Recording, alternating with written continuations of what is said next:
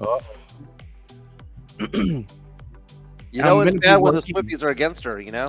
So I'm gonna be working on the Shut Up Gina shirts for this Yeah. weekend since I'm off on the 3 day weekend. My vision for the shirt is like, you know how they say they have like when you're voting for president, right? Mhm. The font, the red, the blue with the little white outline, and I want to put in Nice. there, "Shut up, Shut up, Gina, Gina. And 2024." we'll have to get into that as well because I posted on Twitter just a few minutes ago the spam that I'm getting on my cell phone Oh encouraging me God, not to dude. vote for Project Marvel.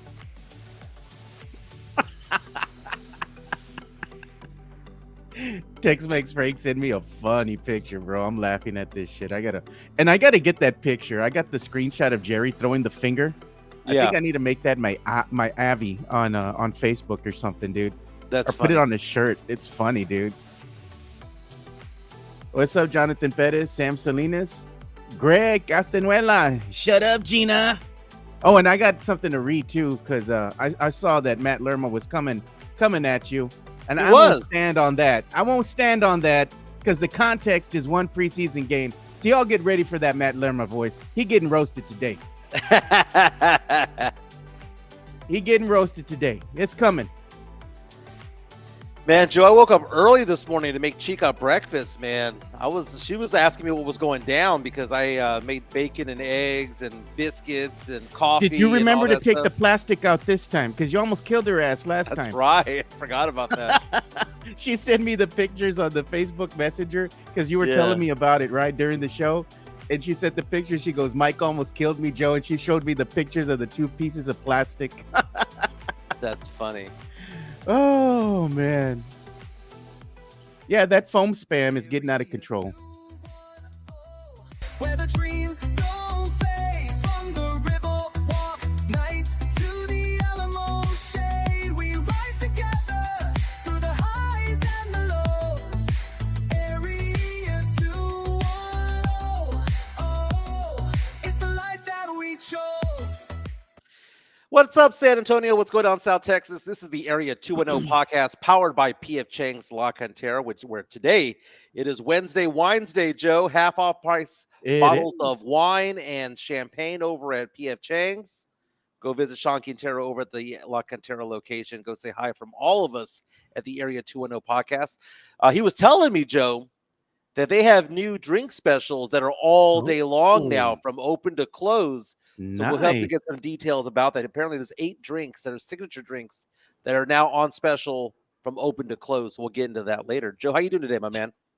I'm doing good. They're already started in the chat. Look at because you were talking about making Chica breakfast, and Mario Cavasso said you made her wiener con huevos and ketchup. Who eats that, Joe? I don't understand. Dude, Oh, there's certain cold cuts, Joe, that we need to avoid as 48-year-old, 50-year-old men, okay? We need to avoid bologna and we need to avoid wieners. Okay, if we're gonna have the spam. occasional hot dog, spam. If we're gonna have the Wow, dude. occasional hot dog, okay, have a hot dog on 4th of July, have a hot dog on Memorial Day, Labor Day. Fine, I get that, right? But You are can we have eating one, dude. even if you have two, you go to a baseball game. Hell, even go to a football game or a Spurs game. Get a hot dog. That makes perfect sense. But if it's a random Wednesday morning in October, why would anybody have a hot dog? Why would anybody have wiener You know or what? have I gotta ask bologna? Chica. I gotta ask Chica next time I see her. I'm gonna be like, Chica, would you eat a good wiener and egg taco? Let's see if she says that's gross. She would say that that's gross. Maybe I'll videotape her asking her that question. She would say that that's ridiculously gross. It is, Joe. And I'm not Wiener trying and to. egg, man. Oh, my goodness, Joe. You know what's so funny? The other day, I bought Kroger because I'm here in Conroe right now. I'll be in San Antonio Thursday and Friday. I bought Kroger tortillas because we went shopping at Kroger as opposed to HEB. That's Never again, gross, Joe. dude. That's Dude, gross. that was disgusting. It was disgusting. And I'll say this though: the tortillas from HEB are pretty good, but nothing beats Culebra Meat Market. If you know, you know. It's Those elite. are bona fide elite tortillas that you get in a pack of 10 or 20. They even sell them in 50 packs as well. They're making them on the spot. Culebra Meat Market for the win at all times, man. Tex Mex Frank. Wiener con huevo Wednesday, dude. I know. I'll buy Wiener con huevo along with the half price bottles of champagne You know and what? wine. They're already starting, man. And we need to go ahead and show the picture. Thank you, Tex Mex Frank, for the pic.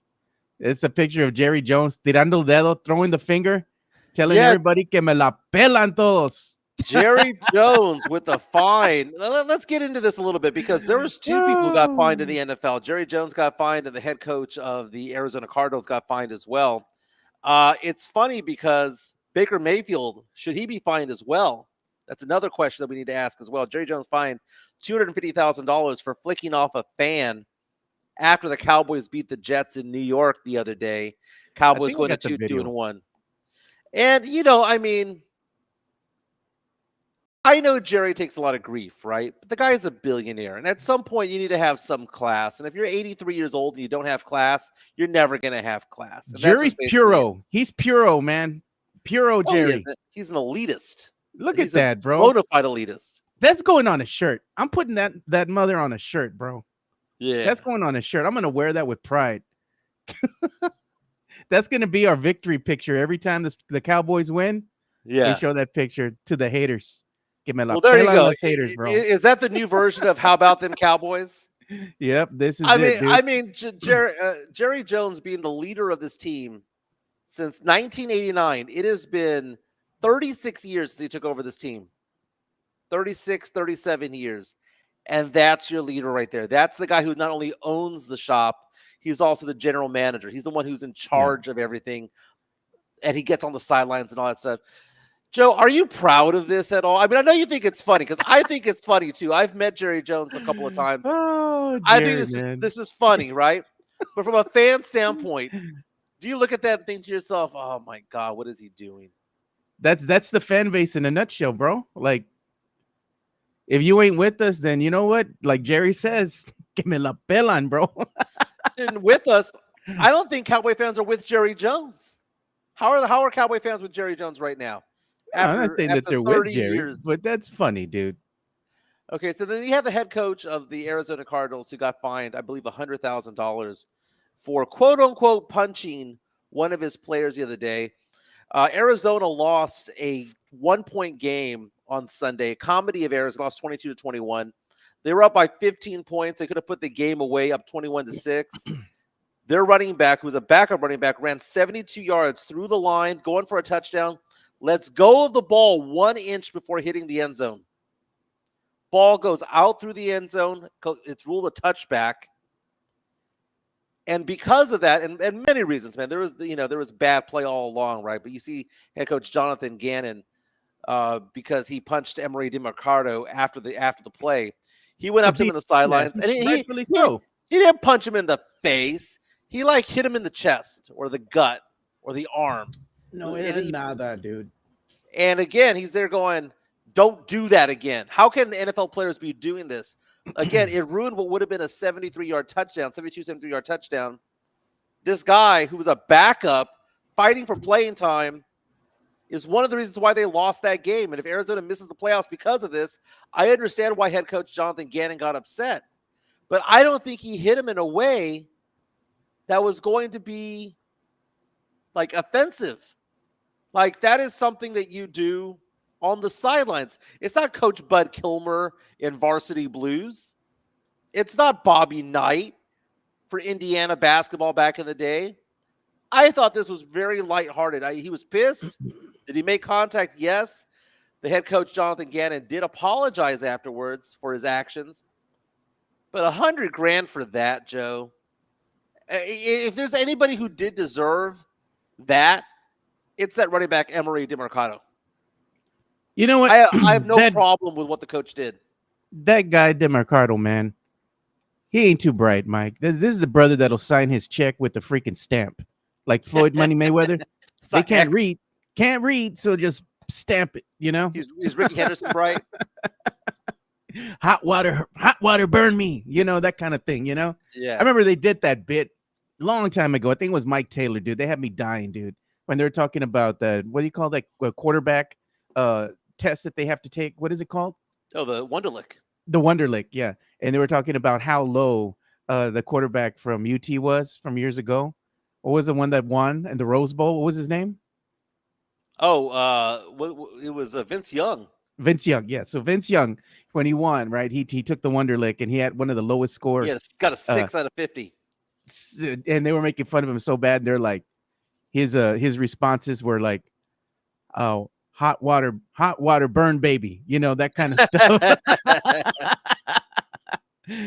So it was quite funny, man. This is what it reminds me of. This is just a boneheaded, dumbass play. I mean, how can you not know that you've already crossed the threshold? Like, you're in the Right. end zone, then you drop the ball. This is just stupidity at its finest. This play, if it had been executed, that would have been game. That would have been the end Right. of the game. Done. But because of this, they gave the Tennessee Titans a chance. And what is that saying, Mike? On any given Sunday, anyone can win. And sure enough, this Well, came back to be one of a really good comeback for the Titans. it was a comedy of errors because in the Yeah. last 15 minutes of the game, you have DeMarcado who fumbled the ball through the end zone like an idiot. You had an interception at the 5-yard line that got fumbled, and the ball squirted back into the end zone, got recovered by the other team for the Tennessee Titans for a touchdown. And then you had a snap that went to Kyler Murray that wasn't expected, hit him straight in the middle of the forehead, the helmet. They lose a fumble, and because of all that, they lose this game in the fourth quarter. But this head coach going after DeMarcado, that's got to be something that I don't think that players should be accosted or should be hit or anything like that. But this hit, A, was deserved. B, Yeah. wasn't even that much, man. You know There what? wasn't Some a of lot these of guys, contact being made. some It of the was guys like Tony Ornelas, right? Caps 2-0. They were saying that, and it's true. When you played football in high school, your coach hit you harder than that, bro. Right. You got to be rated. And they're talking about Coach Castillo from Peace. I'm gonna call out Coach Escamilla, God rest his soul, from West Campus High School from back in the day. Coach These Gill guys were from Full Ross. hardcore, man. Yeah. Yeah, man. I mean, they had you running out there in the 2-a-days, out there running track in the hot. Until you throw sun. up. Until Yeah, you and throw up. he's like, "Run, ladies, run! Y'all want water? You got to earn it." Screaming and yelling. I still remember. I can still hear his voice, dude. F that guy. That's funny, dude. That's funny. And by the way, I'm lifting my leg up to put on my socks. I'm sorry. I have a meeting after this, Oh, God. after the show. Thought you were trying to go ahead and entice him to give you the super chats. Show some feet. I didn't realize Oh, how high. God, I didn't bro. realize how high my leg went up on that, man. Maybe I'll do it during the PF Chang's commercial later on. But I found this to be funny, man. And then you have Baker Mayfield, by the way. I don't know if you saw what Baker Mayfield did before the game. Started yelling at a fan before the game. Baker Mayfield trying Baker's to hype. got dog in him, bro. You're gonna talk to him. He's gonna clap back. Yeah, he tried hyping up his team, right? He's in the tunnel hyping up the team, and there was an opposing fan who started chatting. He started jawing at him, and he heard, and he got pissed about it. What did he call him? He called him a pussy. Nothing wrong with that, bro. So should Baker Mayfield be fined for that? Nah, bro. It's that was nothing, man. You know what? Was it that fine that somebody got from a while back? Wasn't it during one of those like, I think it was an NFL game, or it could have been like a lower league, but they had that fan where he got slapped by that player. Remember that? Yeah. He was talking trash and he was being disrespectful, and one of the players went and slapped him. I think it was one of the other leagues that they showed it in. I don't know if it was the NFL. Yeah. But either way, that player winded up getting fined for that altercation. But I mean, it's nothing like that. All I'm picturing is Kobe Bryant going soft. That's all I picture when it comes to all this. Jerry Jones, should he have been fined? Well, he's the leader of the team. Yeah. The head coach, should he have been fined? I mean, it was lame. It was weak. Baker Mayfield, though, it's funny. Out of all three, Baker Mayfield's probably the one that most should be fined. But at the same time, because he's talking one-on-one like Jerry Jones to an official, to a fan, they're talking to the fan. I don't know, man. I can see Jerry getting fined because Jerry is supposed to be the owner of the team. At the same time, a little lame. Caps 2-0 with a super chat coming on in for $2. Here comes the money. Saying Area 210 after dark. Mike dropping P bombs over here and stuff. I mean, Yeah, JJSB saying Mike trying to flash his PF Chang, or should I say PF oh my Wang? God. NSFW, not safe for work, dude. That's what this podcast is turning into today, Mike.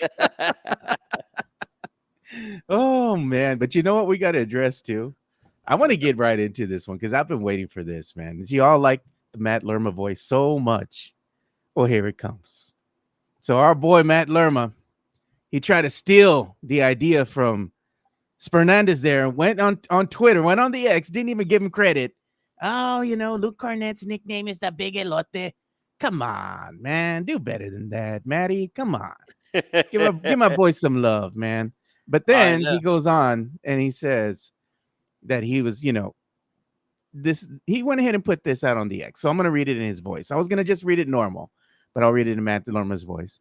He says, I spent 3 years listening to MJ Acquired Taste talk about how Jeremy Sohan is a bad player because he can't hit threes and can only make dunks. Carter Bryant makes a bunch of dunks and is 1 of 5 from 3. Guess what? Mike loves him and he can't get a good reason. He was just the whole time a hater, shaking my head. Shut up, Matt. I It's know. one preseason game, bro. And then someone One responded back. preseason. Mike Bernhardt responded back saying, "Did you just compare Jeremy's NBA career to one preseason game? Seek help." And Matt Lerma, in the Matt Lerma voice response, was what? What was it? I'm talking about one person being a hypocrite. Oh. That one person being me, Matt. Okay, so let's address the elephant in Matt the said room. he gave him credit. All right, Matt, you gave him credit, but not Let's- right away. It wasn't right away. let's Let's be address it, enough. just- Showing up, it okay. wasn't right away. Okay. So here's the thing. Was I a quote unquote a Jeremy Sohan hater? I didn't like Jeremy Sohan as a draft pick from the get-go. Okay. The reason for that though is because Jeremy Sohan is a luxury pick. He's a luxury pick. He is a player that is good for a good team, but sucks for a bad team. And when the Spurs drafted him back in 2022 with the number 9 pick in the draft, the Spurs were a bad team. That was the reason for that. You go out and get a player like Jalen Williams, who was the next forward drafted in that draft, right? That's who you go after. That being said, you see Carter Bryant come to the Spurs. Spurs picked him at number 14 in the draft, the last pick in the lottery this year. And do they have the same issues? Are they both defensive players? Yes, they are both defensive players. Jeremy Sohan is an above-average defensive player. I'm not going to call him elite, but he's very good. Carter Bryant has the opportunity, the capability, the possibility of being elite, so much so that Tim Legler of ESPN and ESPN.com said in a podcast this week that he believes that Carter Bryant's going to be Defensive Player of the Year 5 or 6 years from now, even though he'll still be on a team as who? Victor Wembanyama. Yeah. So I find that to be interesting, right? Because no one's saying that about Sohan. No one in the national media, people who watch the NBA, are predicting that Sohan's going to be Defensive Player of the Year or first team, second team all defense. He's a very good defensive player who cannot back it up offensively. Shoots 27, 28% from 3 for his career. Not a good three-point shooter. Did not have any improvement from 3 last year. And Carter Bryant's the same way. Carter Bryant was a mediocre three-point shooter in college. Averaged 6.5 points per game. Didn't have the greatest offensive bag. So I'm being called a hypocrite by Matt Lerma because they have the same issues, right? Good defensive players who have issues getting the ball in the hoop, right? But the problem is, or not, it's not a problem, it's a good problem to have, is that I'm seeing more from Carter Bryant on a leadership front than I ever did from Jeremy Sohan his rookie year. I'm not saying today to today. I'm saying day one, going into the first game of the season, Carter Bryant, he seems ready to roll. I'm not saying that offensively he's going to be any good. I'm not saying that he's going to be a first team or second team all NBA rookie. But what I am saying is that he is showing intangibles on the court, in the locker room, in the clubhouse when it comes to showing leadership and people following him. And all eyes seem to be on him. Eyes gravitate towards him because of his defensive prowess. So I look at it, and I don't think that it's hypocritical because I'm saying They may have the same deficiencies going into this season, but Carter Bryant gives me more optimism that he can actually bust out of that and actually make something out of his career. I was skeptical early on about that pick, but if he's a defensive monster and becomes a Drew Holiday type of lockdown defender, he becomes a Bruce Bowen type of lockdown defender, becomes a Kawhi Leonard type of lockdown defender from years past, then I'm all for it. I'm all for it. And there's the context of the you and Matt talking, and that was funny though, because it's one preseason game. I know that you're already singing Carter Bryant's praises and whatnot. Matt's a Jeremy Sohan stan. That's cool too, like to each his own. But it's one preseason game, so that's what I'm telling you too. It's one preseason game. I know the eye test for you is like, hey, what do you call it? The ceiling, right? Yeah, what is the ceiling? What is the ceiling? The ceiling tells you, the eye test tells you that Carter Bryant has a higher ceiling than Sohan, is what you're basically saying at the end of the day. Right. And the same thing goes with Dylan Harper versus Stephon Castle, which is another good problem to have, is that Castle has a very interesting and high ceiling. Dylan Harper has a higher one. He does. But that doesn't mean that Harper is better than Castle right now. Castle is better than Harper today. Sohan is better than Carter Bryant today. But 5 years from now, 3 years from now, if we're all on the same team, Harper might be better than Castle. There's probably a really good chance that that's going to happen. And it's not saying that Castle sucks. Castle's a very good player. I love him on this team. He's my favorite player on this team. But I know what I saw in college from Dylan Harper, and I know what I saw in summer camp and summer league, and I know that he would have been the number 1 overall pick in any other draft the last 5 or 10 years that didn't have Wemby in there. So for me to say that Harper has a higher ceiling than Castle is not a diss on Castle. It's a praise for Harper. And the same thing for Carter Bryant. Carter Bryant, we don't know what we got. We don't know.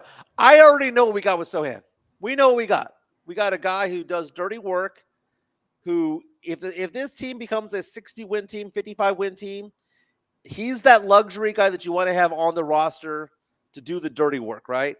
But if you're trying to get that 45th, 46th, 47th win, I don't trust Sohan to be that guy to do that. That's the point I'm trying to make.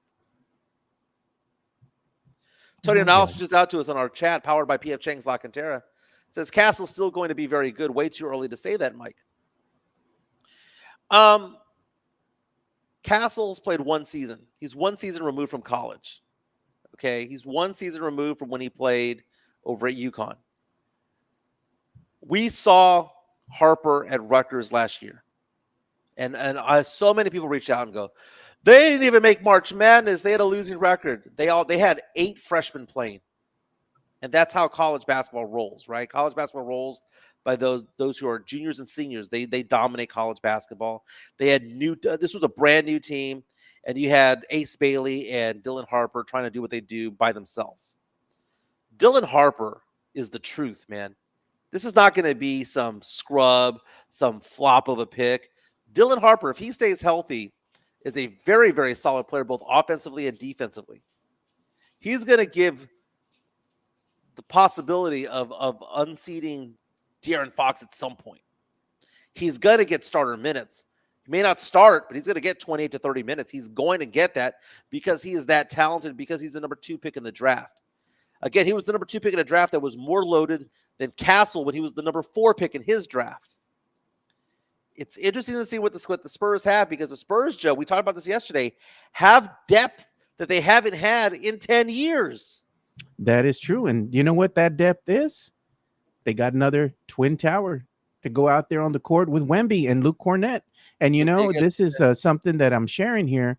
And, I'm going to give Jeff Garcia credit because I'm looking at his X right now. And he was saying the context of this video right here is Celtics fans are bummed that Boston let Luke Cornett go. He was a big part of Boston's title run, and he's showing why. Look at plays like this can be a game difference, especially if you're down by 1 point. You need just a bucket to get the win. Maybe 3 seconds left on the clock, and everybody's guarding Wemby, and who's down low in the paint? Luke Cornett all by himself. Give him the ball, easy 2, game over. Somebody's going to be open on this team. And my God, if we Yeah. start hitting jumpers, we're going to win every game that we hit jumpers on. Simply because all eyes are on Wemby, right? He's going to draw double teams. You have De'Aaron Fox, who's one of the quickest guards in the NBA. So if he has just one-on-one coverage there, just man to man, he's not getting double teamed or not getting zoned, he's going to be able to drive in. Castle's going to be able to drive in. Yeah. Sohan's going to be able to go backdoor and do backdoor screens and whatnot. And then Luke Cornett, no one's going to be looking at him. And he's 7'1", same height as David Robinson back in the day. And he's not as athletic as Robinson, but you know what he can do? No. He can finish the ball, he can finish buckets, and he can shoot. Now, he didn't shoot last year, but historically, he's had the ability to stretch the floor if he wanted to. They just didn't ask him of that in Boston. So it'd be interesting to see Yeah. if he's going to be out there knocking down a 3 or 2. You know, the one thing that we can say, Mike, is that Luke Cornett's not afraid to play inside the paint. And that's the big gripe that I have with Wemby. You know, I think because of Wemby's size and, you know, he's not very, let's say, stout. You know, he doesn't have some girth to him. He's very thin, right? And rightfully so. He's wanting to take care of his body. But that means that when he plays inside the paint, he gets pushed around a lot, right? There's going to be a lot of wear and tear on your body. I understand the reasoning that he wants to go and play kind of outside the paint for longevity, you know, and adding a repertoire of offensive weapons like being able to shoot an open jumper, being able to shoot a three, gives him a different dynamic to his game. He's more of a finesse player, not so much I'm going to go ahead and just back you down in the paint and use his length and his size to his advantage.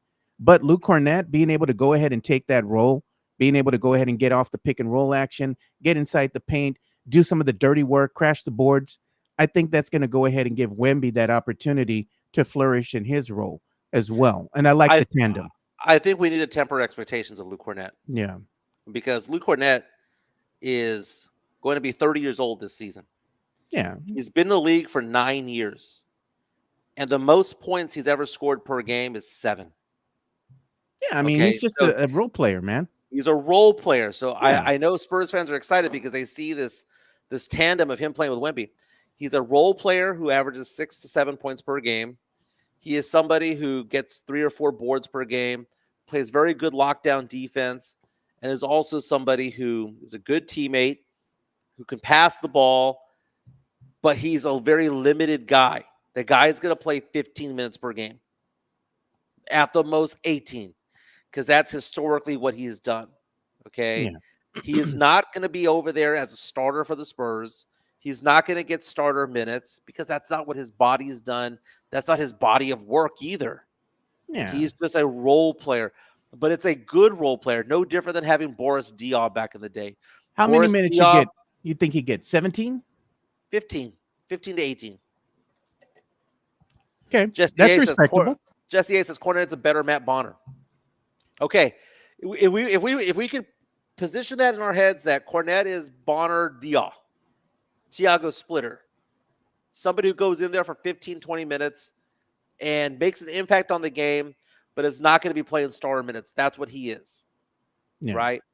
So, but it's also a very good thing is that if you look at it this way, Joe, everyone keeps asking the question, what is the Spurs starting 5?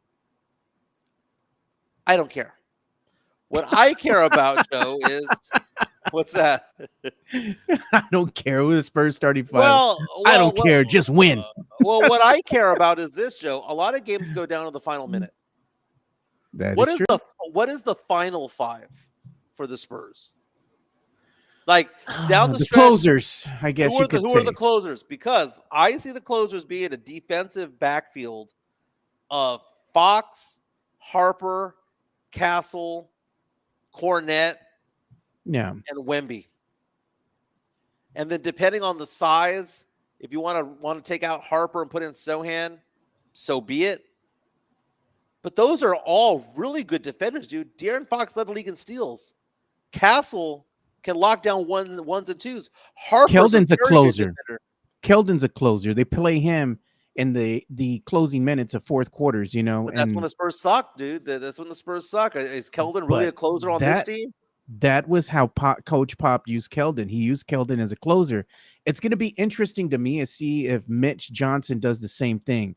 And that's a good question, Mike. More importantly than the starting five, who are going to be your closers, like you were saying, to close out games? That's just as important because you can't have people on the court that are a liability. And I'm not just knocking him because I want to knock him, but Jeremy Sohan's a liability because he can't knock down free throws. And when you're in a close game, you need somebody out there on the court that they're not just going to go ahead and do a hack a Shack and send him to the line. Sohan's a liability because offensively the team's 4-on-5. So he Because can't shoot a three, bro. he shoots 29% from three wide open because they're letting him shoot. Yeah. And if he starts knocking them down, they put a hand up. Well, then it's a different thing, you know. Mike, can Kelly Olynyk be a closer on this team? If the Spurs are down, he's more of an offensive threat than he is a defensive threat. That's what I'm saying. He's not a liability, though. You need to have a balance, right? And Kelly Olynyk, he can get you some buckets, but he's not going to be like a prolific scorer. But if the brother's open, you can more than likely count on him to knock it down. And you need somebody out there that's going to score. And if they get fouled, they can go to the stripe and knock them down. True. And I know that there are a lot of Sohan fans out there who believe that Sohan should start over Harrison Barnes because Harrison Barnes is older and all that stuff. Harrison Barnes is an Iron Man, dude. The guy starts 82 games a year. He plays every game. You don't load manage Harrison Barnes. And that's the thing. That's what makes Harrison Barnes more valuable than Sohan is the fact that you're going to get 80, 82 games from him. You're going to get 58 games from Sohan because Sohan always gets hurt at some point. Yeah, look at Sam Salinas is saying, now let's not talk about what Coach Pop would have done. We're saying that in years past, he would have used Keldon as a closer. I was just saying in the context of what's going to happen with Mitch's control now. It's going to be interesting to see who he picks as his closers because in the past it was Keldon, and this is Mitch's team now. And I want to see what he's going to do with not only the starting five, the bench players, but also who's going to be his closing unit out there because that's going to be instrumental in how this team is going to go ahead and be able to close out games. I think that's going to be very important. Do you think that maybe Sohan flourishes as a Luke Cornett type of weapon? And what I mean by that, not doing the exact same skill set, but by saying, look, dude, you ain't the starter. Yeah. You're not the sixth man. What we're going to do is we're going to ask you to be a defensive dog out there and go track somebody down 18, 20 minutes. 18, 20 minutes. Yeah. There's only 240 minutes to go around, right? Wemby's going to get 30 of them, right? So now you're down to 210. That Fox is going to get 30 of them. You're down to 180. Castle's going to get 30 of them. Then you're down to 150. That Harper's going to get 25. You're down to 125. That Harrison Barnes is going to get 25. You're down to 100.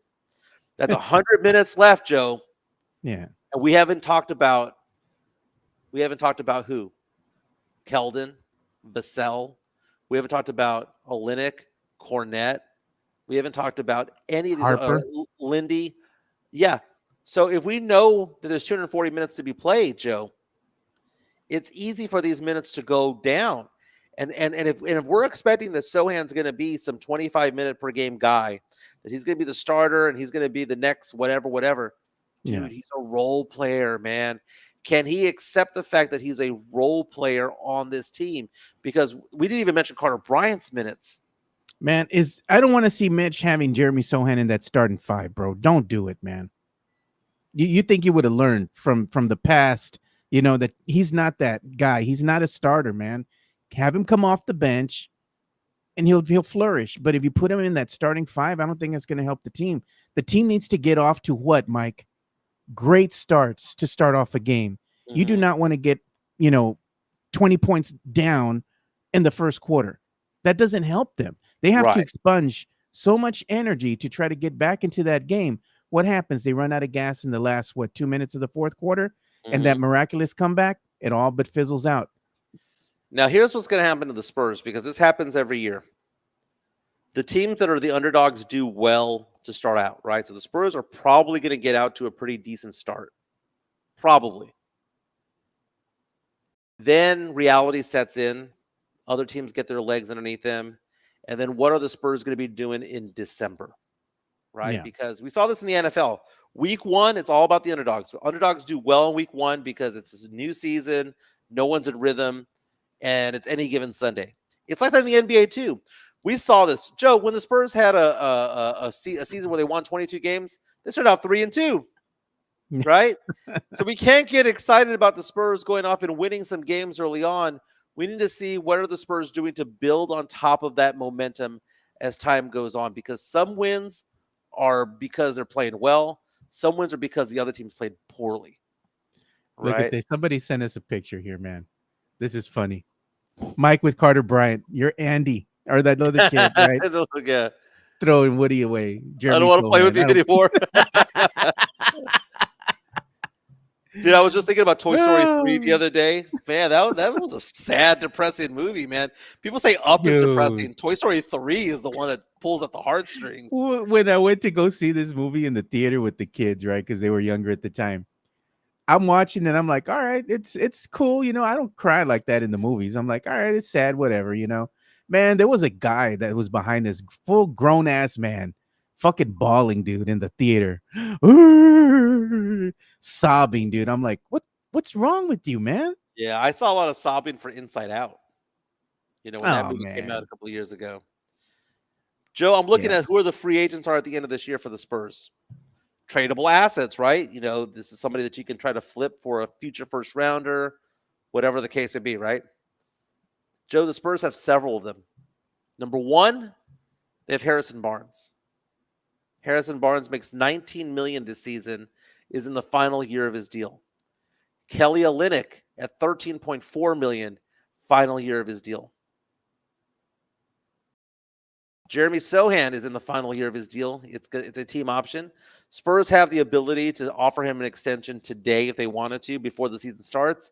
If they don't, then he's a lame duck player playing for a future contract. He probably wants to be locked down. I mean, I wouldn't be surprised if the Spurs offered him a future contract, but it has to be, I mean, Joe, come on, $12, $15 million range. Yeah, man. Probably Other probably is. players that are on last year's of their deal: Julian Champagny, Lindy Cardio. Waters, and then all the other scrubs that are in there for $2 million a year. McLaughlin. Oh, Man, what if Waters turns out to be a really good Biombo. pickup, man, for the Spurs? Well, Lindy Waters is actually a pretty decent player. He actually plays minutes. He's an actual NBA player. I mean, I'm looking at what he did last year, Joe. He's not a starter. He's only started 10 games in his entire career. But he's a guy that averages about 14 to 15 minutes per game. He's a guy that usually chunks up about 4 to 6 3-pointers per game. And for his career, is a 36.6% three-point shooter. I mean, that's not bad. I mean, he's basically Bryn Forbes, who plays a little bit better defense. I'm just trying to get these guys to understand who they are on this team. Yeah. Not a starter, though. Not a starter at all. Look at this, man. Breaking news from Jeff Garcia here. And this is something that's right up my alley, man. So this picture that he shared showing a partnership, right, between the Spurs with Shiner. And it's a full-bodied moonshine by Shiner Texas Spirits. And it's going to be, I guess, at the Frost Club with specialty craft cocktails among additional assets. So, I mean, it looks all right, but the thing is with the good corn moonshine like that, it's either going to be really good or it's going to be pure basura, dude. There's no in between when it comes to that shine. I hope Right. it's a good product, dude. I got to get a little taste and see what it's like. So I see the logo there. So is it affiliated with Shiner Bock? I think so, man. I think maybe Shiner Bock, the people that make Shiner Bock, might be moving into the distilled spirits realm now. And then I've always wanted to go to that distillery or that brewery rather. And we should make it a road trip. We should. It's actually the halfway point between me and you right now. San Antonio Exactly. to Conroe. Yeah, I've always wanted to go. We got to make that a Saturday or Sunday, dude. Chica would go in a heartbeat. Okay. Oh yeah, no. One I thing know that she Chica would. loves a drink, dude. She No, loves I a know. cocktail. She loves a Now, cocktail. and what's her thing is I know Chica right now, because we've spent some time with her now. I know her favorite color. Glitter. Glitter. Anything that sparkles. And I know if she goes with you, man, she'll probably be in boots dolled up, sparkling or something, you know? She That's doesn't dress Chica. down, dude. You know, Yeah. she makes fun of going to San Antonio because we go to San Antonio, and she goes, "Why are the girls all dressed in running shoes and flip flops?" She Yoga goes, pad. why are they wearing just these ugly ass shorts?" He goes, "Why aren't any girls dressed up?" And then we go out to like a bar in San Antonio, and she goes, "Why is everybody dressed so casual?" You know, she's like she likes to get dressed up and dolled up, dude. We went one time to the hangar over there on Yeah. Petrenko. She got all dressed up, and all the ladies there were just looking at her all ugly.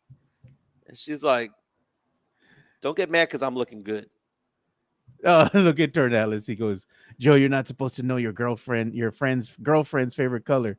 It's a running joke because Mike always says it on the show, and Chica always says it too. She's like, she says it when I'm there with Mike and her, and they're looking at clothes or something. She's like, my favorite color is glitter. Yeah, she You likes the know? bling. She likes the bling. Very Yeah. much so. Very much so. Joe, I got spammed. If you want to go on my Twitter account, I got spammed last night from anti-Project Marvel people. Yeah. And I had to retweet it or tweet it out there and obviously put down "Shut up, Gina Ortiz Jones." Yeah, I got it. But I don't know how many people are getting this as like I am, I am. I'll and say it. and it's from an 830 number at that. Yeah. It says Prop B is a tax increase that benefits billionaire investors from San Francisco and Austin who want to build themselves another billionaire playground, and they want you to pay for it. San Antonio families are paying enough. Our tax dollars should go to flood control improvements, public safety, neighborhoods, and safe roads, not another arena for billionaires who don't even live in San Antonio. Say no to increased taxes. Vote against Prop B. To that, I give you the honorary Jerry Jones. You That's lying the sacks shut of up, shit. Gina. You lying Yep. sacks of shit. This is a hotel motel tax issue. Yep. This is a convention issue. This is a state a state infusion issue. None of this money can go to roads and bridges and potholes. You lying sacks Yeah. of shit. You lying sacks of shit. All of you all. Lying sacks of shit. Okay? Again, this comes from revenue from tourists. Now, if you are doing a staycation, well, then maybe you're paying a little bit, right? But when I go to Miami, guess what? It's listed on there. When I go to Dallas, it's listed on there. When I go to Houston, it's listed on there. When I go to Los Angeles or Phoenix, it's listed on there. Every single state or city that has a major league franchise, whether it be NFL, MLB, or NBA, has this type of tax going on, and it taxes the tourists. Money cannot be diverted to roads, you stupid fucks. You know, the stupid Sorry thing for with cursing. Gina. I'm sorry, but you know what? I hate it that they're lying, Joe. Yeah. I hate that they're lying. And They're again, lying. they're lying. And Gina keeps on going out on like KSAT and Channel 4 and whatever. Whoever will have her, she's going ahead and voicing her discontent. She does not like Project Marvel. She does not like the Spurs. She doesn't want the deal to get done, and it will never get done. And as in her reign, if she has her saying things, but it's not up to her. It's up to the people of the city to go ahead and vote on it, whether they want to pass it or not. But I'll guarantee you one thing: if everybody does go out and vote, right, and they go ahead and say yes to Proposition A and B, I guarantee you, Gina Ortiz Jones is going to delay the project some way, somehow. She's going to go ahead and find a way to get it delayed because she wants to have certain, let's say, things met first. Well, this has to be done. And you know what? The way that she wants to move isn't the way that things get done in other cities. She's trying to use examples for other cities, but she's using it out of context. She's not using the actual facts. It's kind of, I'm going to use this to fit my narrative. And that's not a good way to be a leader, right, of a city, to be a mayor. You want to be able to go ahead and present the facts to the people that are actual and what? Factual, Mike. And Mhm. right now she's using things that are fabricated. And that tells you a lot about her character. She has no character. I responded back to them just now saying, Gina Ortiz Jones hasn't lived in San Antonio in decades. Get me off your effing list. Yeah. Like, who spends the time to do that, Joe? A, to lie, B, to peddle that lie. And maybe she peddles that lie because these people actually believe that what she's saying is true. And that's being uneducated, Joe. That is being Yeah. completely uneducated about how politics works, how budgeting works, and all of that stuff. Again, sorry for the cursing, but it pisses me off because I love me some Spurs. They said bring back MCS Concrete now. This Diamond Hard segment was All brought right. to you by Let's Mike get lay Jimenez. how back. Let's get lay how back. We're having an all cussing show. Oh. SR 2001 saying this cussing segment brought to you by Pierre Chang Zarzamora. Hey, Sorry look for at that. cursing. That's all the cursing I'll do for the rest of the week. All right, rest of the month. Okay, unless Project Marvel goes down in flames, and then I'll be honking down military, but sobbing instead of cheering. Hey, look at Tony Ornelas got it. That's actual and factual. Okay, TLC. TLC. That's why we say it, because that's what Mike, where Okay. Mike got it from.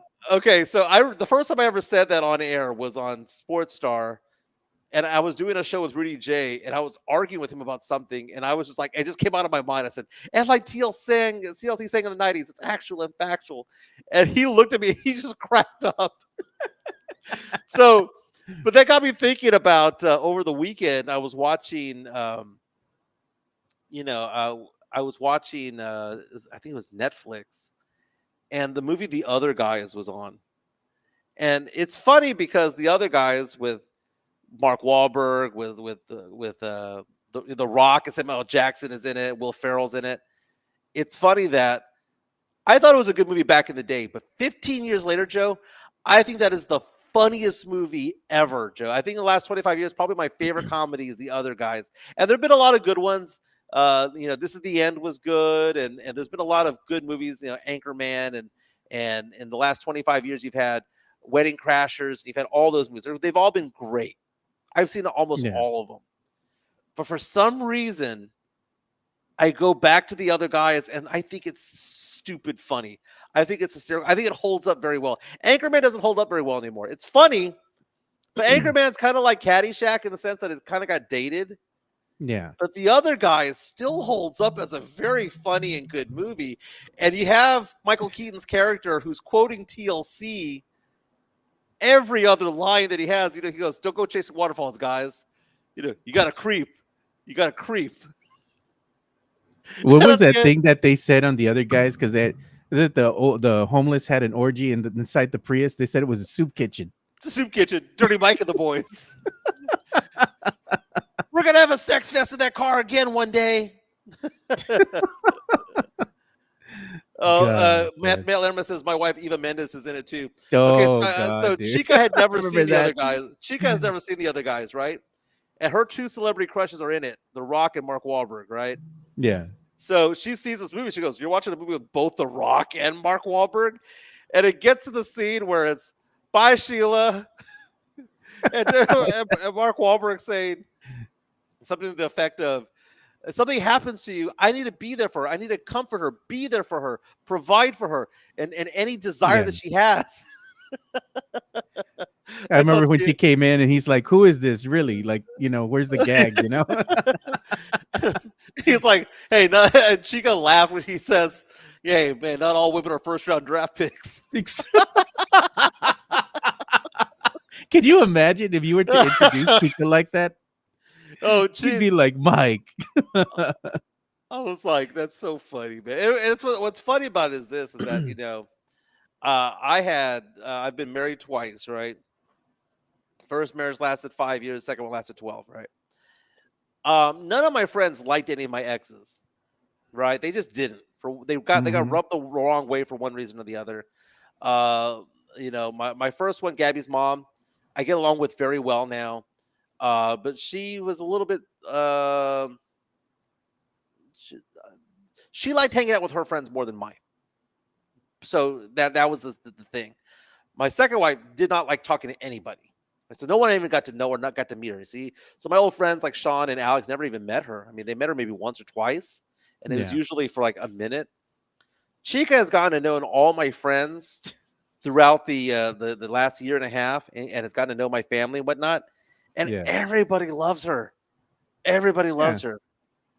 She's fun, man. Everybody's thinking that I'm hitting on Chica right here in the chats and stuff. I'm like, no, she's cool, man. Like, we hang out, Mike, me, her. We hang out with Alex and Sean and everybody else. It's good times, man. She's good. Yeah. She's a good gal. She's a good gal. The thing I think that separates her is just like when you have Alex and you have Sean and some of your other friends that go out, is that their wives also join them. They like going out and they like hanging out. And the cool thing about all that is it's just like a camaraderie, right? So you all know each other. The fellas know each other, but so do the wives. And it's like the guys are doing their thing and the wives are sitting at the table having a good time, having some laughs, having a drink, and then everybody will come back together again and sit down together and talk and converse. And that's cool. That's a cool dynamic that the little group has, Yeah. She's very cool, and it's a very good Yeah. dynamic when you have spouses get along, because she gets along with the girlfriends and spouses of my friends as well, which makes things nice. Um, Sorry, give me 1 second here. My appointment's texting me asking what time I'm going to get there, so apologize for that. Um, We could use the segue if you want. PF Chang's. Oh, I know. PF Chang's family fun place, man. Go there for not only good food but good drink as well. They have new specials going on at PF Chang's La Cantera. It is Wednesday Wines Day, half off bottles of champagne and wine. Let's show some love to Sean Quintero and his place, PF Chang's La Cantera. PF Chang's La Cantera, San Antonio's premier destination for dinner, date night, or happy hour. Enjoy one of their signature dishes, such as the Singapore street noodles, sesame chicken, or Chang's spicy chicken, or their infamous Chang's chicken lettuce wraps, which are delicious, by the way. You can enjoy all this while you're dining in an Asian-inspired atmosphere. And make sure to enjoy the new outdoor patio and try some of PF Chang's signature cocktails and drinks during happy hour, Monday through Friday from 3 to 6 p.m. PF Chang's La Cantera is a proud sponsor of the Area 210 podcast. That's right. There you PF go. Chang's La Cantera has happy hour every day from 3 to 6. But our good friend Sean Quintero, who is one of the big wigs over there at PF Chang's La Cantera, says that there's going to be a new special going on, which is all day long from open to close, cocktails in the range of $10 or less.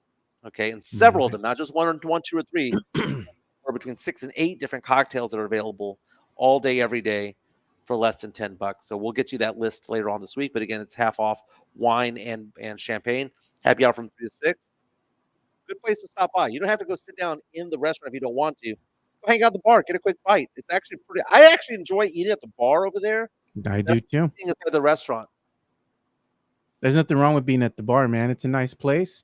And right when you get in, of course it's always packed. But if you just go in on a Saturday, right, and it's midday, 3 o'clock, 4 o'clock, you can skip the line. Just go straight to the bar, pull up a chair, sit down. You can order whatever you want to eat and get the Japanese old fashioned. You'll thank me later for that one. That's the Mhm. signature drink for me over there. It's so good. Comes out all smoky, dude. Comes out all Yeah. smoky. Hey, we got to get into this story of what's going down at Holy Cross High School. Did you see that? I just retweeted this, by the way. Yeah, man. That's wild, dude. Oh my God. He in trouble, dude. That guy is in trouble. So there was a coach at Holy Cross High School. 34 years old, I think is how old he was. And what was his name? They shared his name. Yeah, he got arrested yesterday, and they did the perp walk, and I shared some video of it on the Ken's 5 story, and there's video embedded in there. His name is Armando Flores, 34-year-old, and he was fired yesterday. Former high school coach at Holy Cross Being for cochino. having accused says he says it's not true. He's saying the truth's going to come out, but what he's accused of doing is using a secret camera to record people changing in the office. And there was an SD card in the back of a clock. It looked like a clock, but it was really a camera. Here he is, man. There's the mugshot. You know what I got to tell you, man? The eyes don't lie, Mike. Oh, I know. So here's the thing. He was also caught on video having sex with an adult. Some other person over there having sex with him on campus as well. Again, Holy Cross is a private school. They charge $10,000 plus per year for your kids to go there, and it's supposedly a Catholic school. and this is going on over there. It's not the first time we've heard of coaches in San Antonio get into trouble, but Doing the this is the cochinos. most recent one. Yeah, most recent one. Tony saying he's smiling at the camera, saying it looks like a perv. Hey, man, telling you, Mhm. eyes don't lie. The other legal story going on is what's involving a former LSU football player. I don't know if you heard this story, but Monday Night Football, they brought it into the forefront here. There was a football player for LSU named Kyron Lacey. He was projected to be a first or second round draft pick in the NFL draft this past draft. He never got drafted. And the reason why he never got drafted was because he was charged with vehicular murder or Yeah. vehicular manslaughter. And he was facing a lot of time in prison and whatnot. And a week or two before he was supposed to go for his first court hearing, he committed suicide in Houston. There was a police, he was trying to evade police, committed suicide.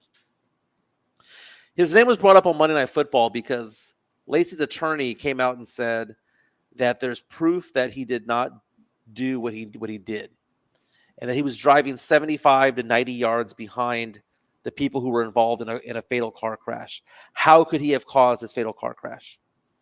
And then you had these talking heads on ESPN and on ABC Sports, Monday Night Football, coming out and saying he didn't do anything wrong.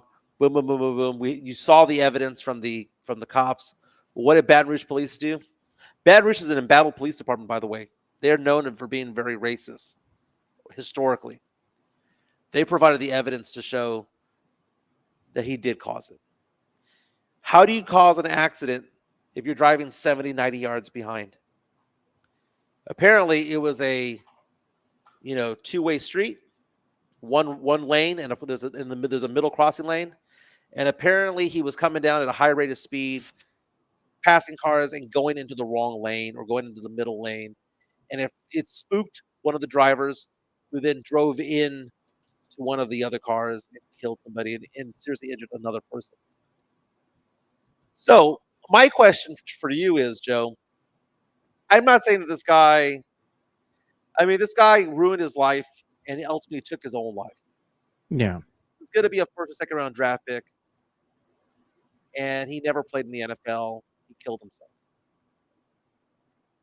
What should ESPN and ABC do to the announcers who brought this up without knowing the full story? Probably suspend him without pay. Because one thing is when you're a reporter, right? Before you go on there and bring up a story or talk about it, you have to check all the facts, right? You want to make sure that all the sources check out. You need to make sure that what you're saying is factual. You don't want to go ahead and, let's say, get conned into reading something that was created by AI or something that was just a spoof, right? You want to go ahead and make sure that everything lines up before you go on air, because you have a large audience. And when you're in that big public eye like that, you get egg on your face and it's hard to go ahead and trust you again. Because you are a media outlet and people look at you or look to you for information. And you always want to make sure that the information that you're going to present is accurate. And because of this debacle, I think they should, in fact, be suspended without pay for some period of time. And it was Ryan Clark of ESPN who basically came out and said that this guy should have been in the NFL and that it was the fault of the police and all that stuff. And at the time, it looked that way because police had not presented anything. It's kind of like when Tony Busby, that attorney in Houston, stands before the media and says, "Here's what we've got." Right? Here's what we've got. And then you believe the accusers, but you don't hear from the accused. In this sense, it's logical to think, hey, if he's driving 90 yards behind somebody, how is he causing an accident 90 yards ahead? And they were saying it's because he was so erratic that it freaked out a lot of other drivers. The drivers in front of him, the drivers behind him, come in the opposite direction. Yeah. There's video of the officers getting onto the scene and interviewing people who were white black, and every other color you can think of, coming out saying whoever drove that green Charger was the one responsible for all of this. They all said it.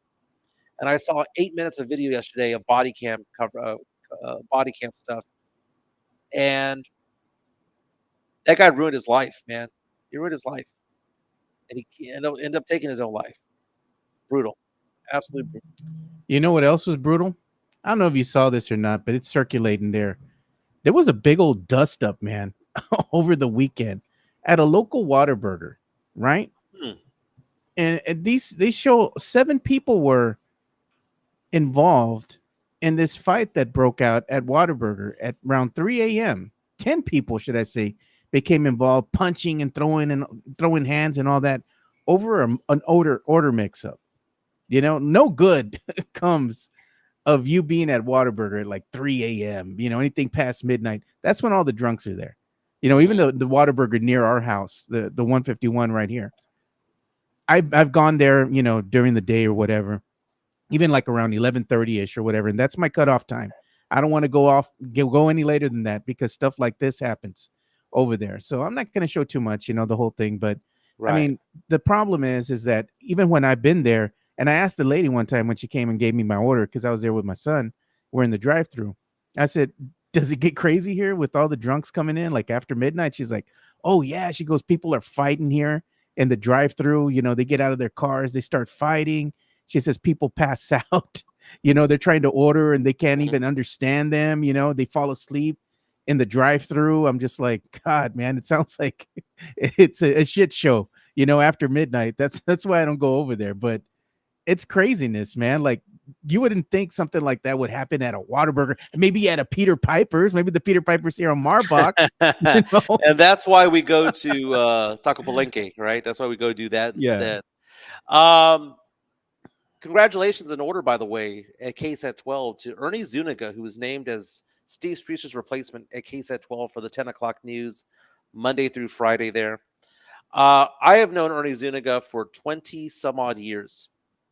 And we met at KABB. And truth be told, we were both up for the same job over there, and he got it over me. People thought that we didn't get along because of that. We got along Yeah. very well. Like I didn't hold it against him. No big deal. He and Hector Ledesma, I was up for jobs for back in the day, and they both beat me out for that job. I hold Yeah. no disrespect. I ended up getting the third job, so when the next job came up, I got it. Yeah. But you know, I had to like wait my turn to get the job that I wanted over there. I met Ernie Zuniga. We met him at the Mike Taylor barbecue one Mike Taylor time. Barbecue, Him, yeah. Chuck McKitenick, and somebody else was there too. I forgot who it was. But they were good guys, man. Like Ernie Yeah. Zuniga and Chuck McKitenick. They were just talking sports with us, and it was good, interesting conversations that I'm not going to share. But it was a lot of fun, just shooting the breeze with these guys. Yeah. Ernie's a good guy. He and his wife have lived in the Helotes area for quite some time. They're good people. It's a challenge because the Spreester's shoes are Yeah. big shoes to fill, and it's going to be an interesting dynamic because Ernie is best known for when he was doing sports at KBB back in the day. Yeah. He then did the daytime shows. You know, he was doing the morning show, Morning shows. Yeah. and then he starts doing the entertainment stuff, and now he's going to be doing the hard news stuff for the 10 o'clock news. It's going to be interesting to see if San Antonio embraces him as a hard news anchor I think they because will. it's a switch. I'm not saying that it can't be done. I'm not saying that he's not talented enough because he is, but it's whether or not the perception follows him. You know, I think it will. I think his demeanor is just very chill. He's very chill and he's very approachable. He seems to be like one of us, delivering but the news. that lends itself to what morning show. Yeah. No, I get you. You know, so it's interesting what's going on over there. Case that big old shakeup over there with what they have going on over there. In front of the camera over there with Spreezer leaving. Isis Romero moved to Ken's a couple of years ago, and Ken's got a little bit better because she's over there. It's interesting to see the dynamic when it comes to it all. But congratulations, Ernie Zuna. I'm not saying that he can't do it. I'm just saying that I'm fascinated to see what the public takes out of this, what the public if the public goes with it. Are people? Do people watch local news for the personalities? Do they watch local news because of the station? I'll give you an example. I have family who watches KSAT 12 no matter what. They don't care who's up there. It could be a cartoon. They wouldn't care. It's KSAT 12 News. They watch KSAT 12 News. I know others who say that they follow the anchor. They followed ECs from KSAT to Ken's. They followed, you know, Alex Garcia from Ken's to KBB and all that stuff. I find that interesting to see what that dynamic is because I don't know the answer. I don't know the answer. You know, I was going to say one thing is that some of the people in the chat were asking, were we going to address the LeBron James debacle from yesterday, or had we already said something about it? And we did yesterday on yesterday's show. We talked about it, and we were just saying that it was dumb. You know, it's like dumb. It's all narcissism at this point. You know, just look at me. I want attention. You know, and his big announcement, Hennessy. You could have done that on social media, dude. That's asinine. That's an ass whip, dude. That's an ass whip. Just yet another reason I don't care for LeBron James. Yeah, LeBron James, you know, who are his fans exactly? Like, I've never met a diehard LeBron James fan. I know some that acknowledge him as being great. He's to me, he's a top 3 basketball player of all time. He is. Okay. I have him number 3. I have him behind Jordan and Kareem. Kareem, Jordan, 1, 2. Those are my 1s and 2s. I have LeBron at 3. But what makes it different, though, is that you look at LeBron compared to Jordan. Jordan, what team did Jordan play for? He was a Bull. What team did Kareem play for? He was a Laker. What team did LeBron play for? Well, I mean, for a while he was a Laker. He played for the Cleveland Cavaliers, and then he played for the Miami Heat, and that to me kind of ends the idea of him being an all-time great. Because Bill Russell was a Celtic, Tim Duncan was a Spur. Yeah. Steph Curry was a Warrior. Like, LeBron's just an attention Larry whore, Bird was a Celtic. Magic Johnson was a Laker. Kobe Bryant was a Laker. It's maybe said about that. LeBron is the greatest player of all time in the NBA that jumped teams repeatedly. Yeah. Midtown Texas coming out. LeBron over Kobe. I don't even have Kobe in the top 8, dude. I don't have Kobe. Kobe Bryant's the greatest 42% shooter of all time. Kobe Bryant shot a 3-point accuracy rivaling Jeremy Sohan.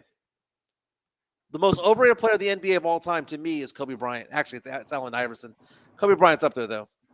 Kobe's an all-time great. Kobe's the top 8 to 12? Top 8 to 12? You're a bona fide Kobe hater. I know you don't like Kobe either. Well, I mean, what do you say, Joe? Numbers don't lie? No, I said women lie, people lie. The numbers don't lie. I mean, Kobe had 6 losing records, Joe. Yeah. There were 6 seasons by which Kobe was on a team where he was the star player of the team where they had losing records, Joe. How many losing records did Duncan have? How many losing records did Kobe have? I mean, LeBron had 1 or 2 early in his career. Kobe Bryant was the leader of 6 teams that had losing records, Joe.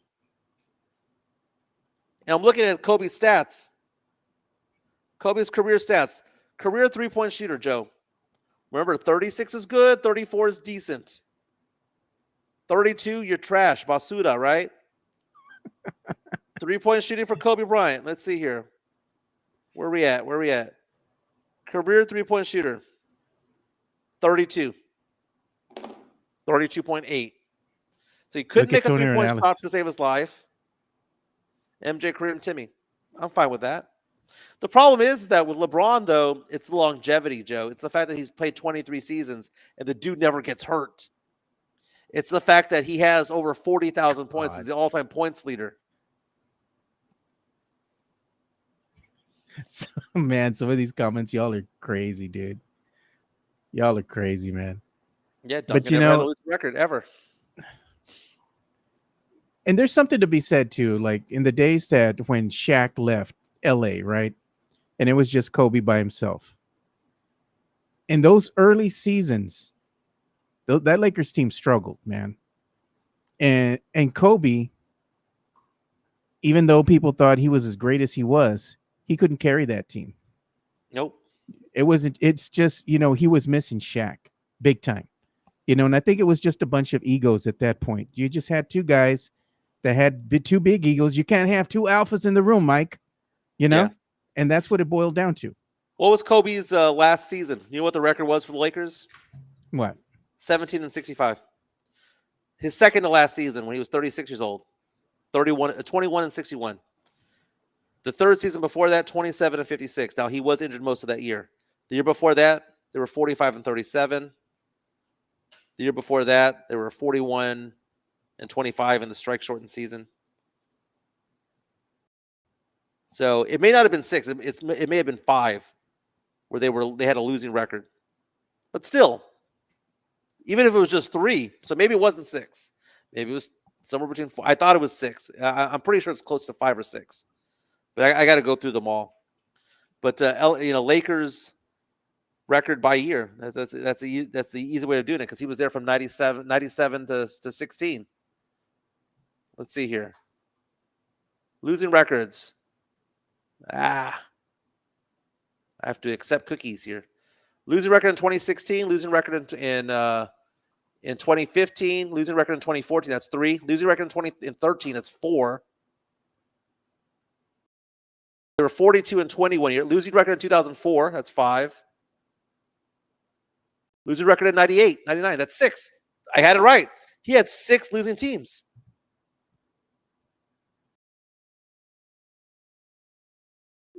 They're coming at Elias now because he's saying that Kobe was never alone. Or no, Kobe was never by himself, he says. Dirk was by himself. He's talking about Nowitzki. Oh, Nowitzki is a top 20 player of all time. Look at that. Midtown Texas talking about the people on air, right? Local media. And look what he says. The OG, triple OG, Greg Simmons, Dan Cook, Mike Jimenez. I'm on the Mount Rushmore. Don Harris is the 4th one on the Mount Rushmore. Jeff Garcia also there. But Jeff Garcia is not on the Mount Rushmore. He's behind us doing this.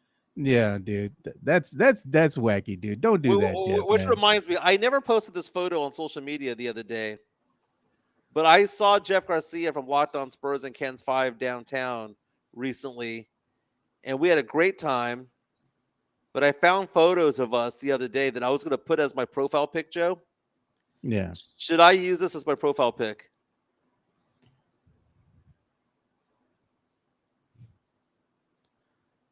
No, man. He could if you want to. I was struck off my ass. I was going to say the eyes don't lie, Mike. I was with Chica. Oh, yeah, there you go. There's the evil. There's the evil. Evil in the eyes. That was earlier in the night when I was sober with Chica. Are you sure you were sober there, bro? No, I wasn't. Yeah, I was going to say, don't be lying, Mike. That's funny. That's funny.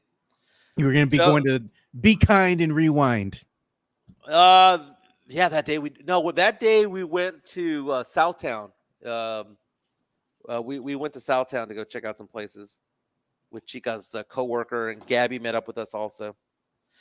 Jesse A comes out and says on our chat, powered by Pietro Alcantara, Jeff Garcia's Wilson from Home Improvement. I could see the similarity, bro. He's the guy behind the fence, Doesn't want to show his face. I'm going to send that to Jeff. Yeah.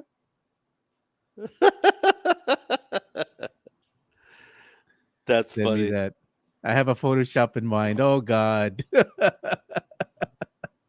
Sith Elias, man. Hey, you know what? Let's go ahead and show this too, because we have a slew of games that are going to be happening today. And we have Wednesday night hoops. Wemby in San Antonio. They're going to be taking on Bam in Miami, Mm-hmm. And you have KD and makes his Houston debut there. Boston begins their preseason against Memphis. Portland, Golden State clash in the Bay, and Sacramento hosts Toronto. Man, here's the time that the tip-offs are going to take place. Here locally, it's going to be a 6:30 tip, and you can check that out. It'll be on NBA TV here locally. I'm not too sure. They're going to they're going to show it on the FanDuel sports network there, or it's going to be picked up here over on ESPN or what. But these are the times, all Eastern. You can go ahead and check out the games that are going to be happening today, all preseason play in the NBA. Yeah, and for those of you who are going to ask the question, because I know you guys are degenerates out there, what is the spread? Oh, by the way, ESPN.com, their lead story today is written by Michael Wright. It's going to shock you. Inside Wemby's transformational summer, Joe. I think we need to talk No about that tomorrow. mames con eso, bro. We need to talk No about that mames. tomorrow, Joe. Heat are favored by 1.5 tonight. Over under of 218.5. You don't like it, Joe? I mean, they look at the photo they have, Joe.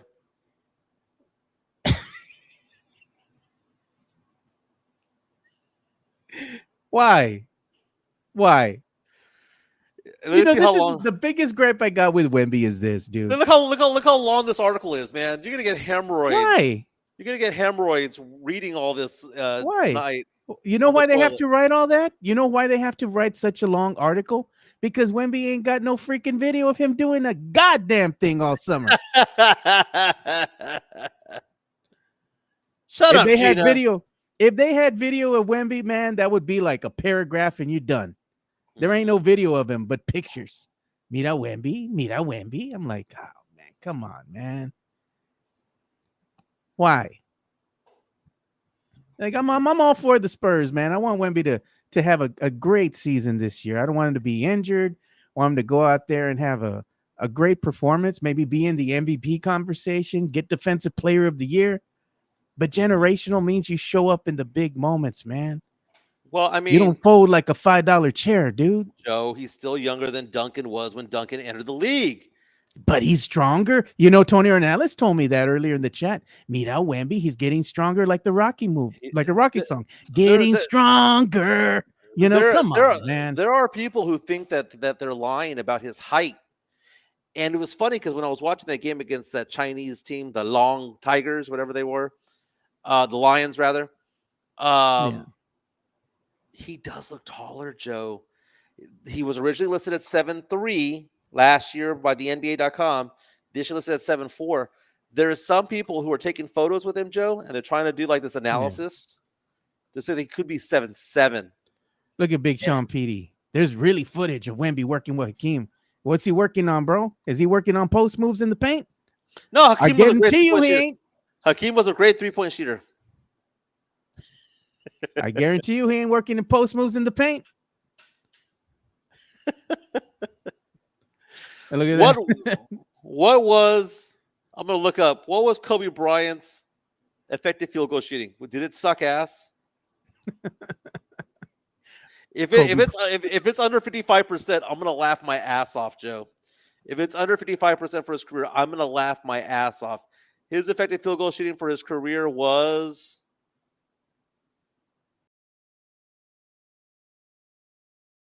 48%. Joe, his effective field goal shooting for his career is lower than Sohan. And we're going to say that Kobe is a top 5 player of all time. Yeah. There's probably no one more overrated than Kobe Bryant. I love talking shit about Webb because everybody gets so triggered, bro. No, generational means you make everyone around you better. That's the correct definition. And look at Jesse A says, remember when Joe was being open to Wemby playing outside the paint earlier in the show? Good times. It's like, I'm just saying, Big Sean PD brought up saying that there's footage of Wemby working with Hakeem. And I'm like, I guarantee you it wasn't in the paint. You know, I'm still not opposed to Wemby playing outside and doing his thing. You just need to have the inside presence. Maybe that's what Luke Cornett can be, but that's never going to be Wemby.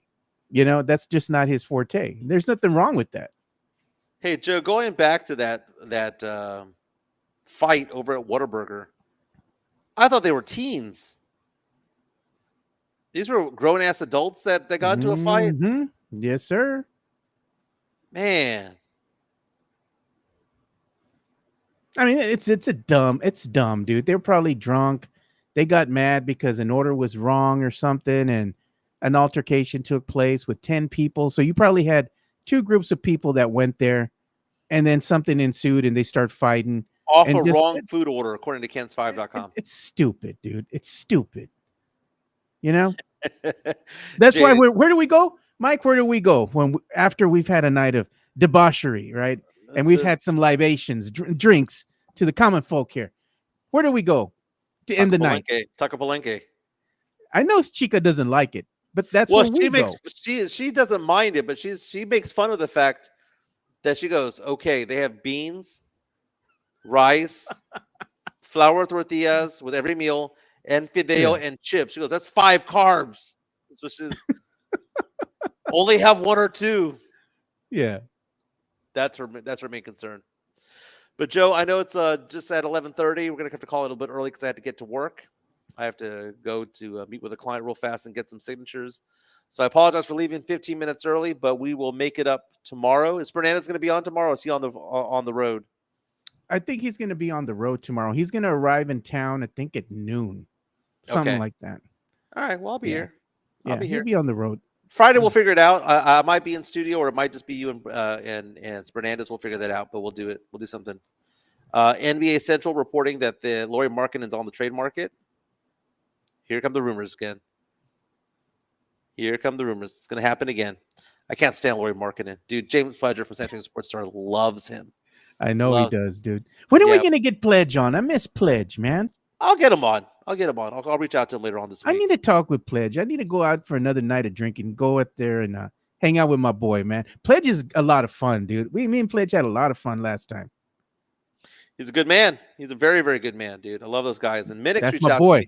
Jason Minix reached out to me earlier this week, so I got to reach out to Minix. He was checking to see how I was doing. I was out on the river, floating the river when he was reaching out to me, so I got to get back in touch with him. Hey, also, condolences to Tony Parker's family. Tony Parker's senior father passed away. But it's interesting. Going on with the Spurs season. Their preseason tonight against the Miami Heat. Miami Heat. Yep. I just want all the players to be healthy at the end, dude. That's the win. That's the victory that you get right there. I want to see Carter Bryant's development. That's what I'm going to be looking for tonight. I'm going to see if Steph Castle can make a jumper. That's what I'm looking for tonight. Look at that. Spurs projected starting 5. Remember, we're talking about that earlier in the show. Yeah. Dylan Harper, Stephon Castle, Devin Vassell, Harrison Barnes, and Victor Wembanyama. What say you, Mike? That's according to Underdog. That's the exact right. That's the correct lineup. No Sohan, by the way, in the starting lineup. I think that's the right decision. Yeah, I think that's the right lineup there. And then when De'Aaron Fox comes out, depending on how well Dylan Harper's playing, it's either going to be Harper coming on as a 6th man or Vassell. Yeah, I like Vassell off the bench, though. I do too, man. I like Vassell off the bench because I think he brings balance to that second unit, and he's going to get a lot of touches, dude, and that's where he thrives. And I think he'd be served best coming off the bench. I think what's interesting about having Harper and Castle on the court at the same time, they have very similar skill sets offensively. One's taller than the other, but it's a right-handed and a left-handed version of each other. So it's not the same player coming at you. Harper's left-handed, no different than Manu. Manu was a different type of player because he came in from the left. He had a different dribble, different cadence, the way that he played. Harper's very much the same way, man. So to have him go alongside Castle is going to be fun to watch. They can play together. I have no doubt that Harper, Castle, and Fox can play together on the same backcourt. Just play a 3-guard offense. I have no problem with that, Joe. None whatsoever. And you know what the big headline of this season should be? Will the Spurs finally end the longest playoff drought in franchise history this season? Will it finally come to an end? It should. It should. It's playoffs or bust. Remember that. And as we bring the show to a close, Mike, what do you always say? Spurs and what? Spurs at 5. We'll see you boys tomorrow. We're out of here. Peace. See you guys.